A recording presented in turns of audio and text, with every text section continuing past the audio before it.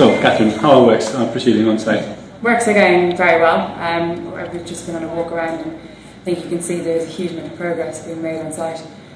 We are just towards the end of pouring on the HSGs, and the gas turbines are getting ready to be the final pours put on them. So that'll be those foundations ready.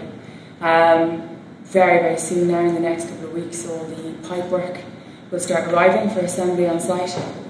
So we'll see a shift from purely civil works on site to the mechanical work, where we'll be welding all the pipe work for the gas turbines and for the boilers on site now. So how are the time frames looking? Is everything on schedule? So far so good. Yeah, we're still working to schedule.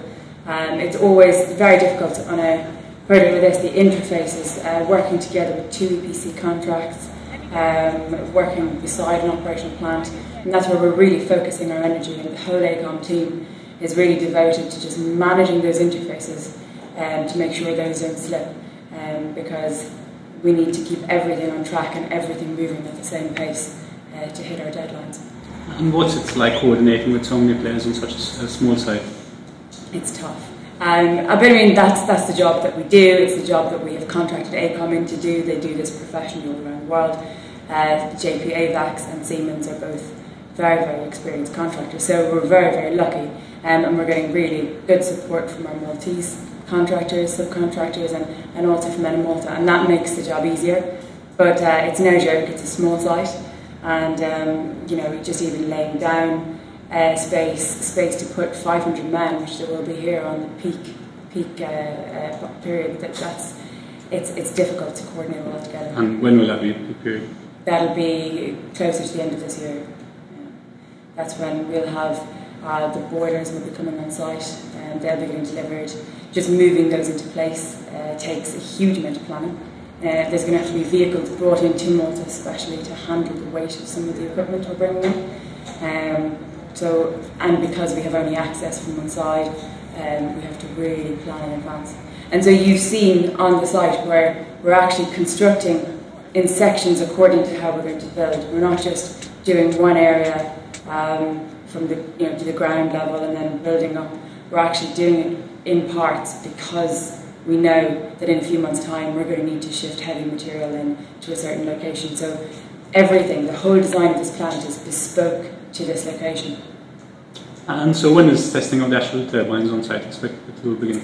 Well, the testing of the turbines primarily happens off-site. The turbines get assembled off-site and brought here.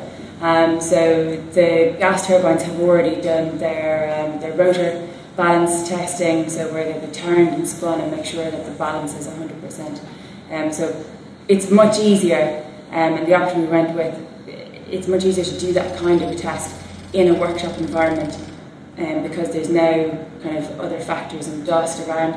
We can do it in a controlled environment and then bring them here fully assembled.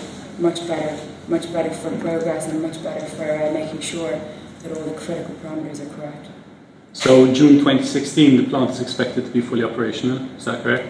We're still working to be having gas on site with them. Yeah. On site. So what does that mean, though? The site. No. We'll be generating some. And there was a rockfall recently, a couple of weeks ago. Was that of any concern close to the site? That rockfall, not for us. We did obviously look into it as soon as it happened.